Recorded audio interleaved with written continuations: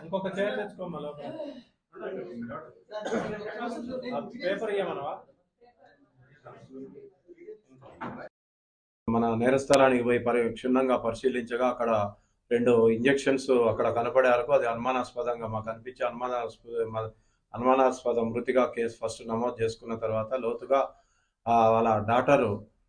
నక్కల సురేఖ అనే అమ్మాయి మీద కొద్దిగా మాకు అనుమానం ఉండి తరోగా ఇంట్రాగేషన్ చేయగా ఆమె తల్లిదండ్రుల ఆమె యొక్క పనిచేసే హాస్పిటల్ నుంచి తీసుకొచ్చిన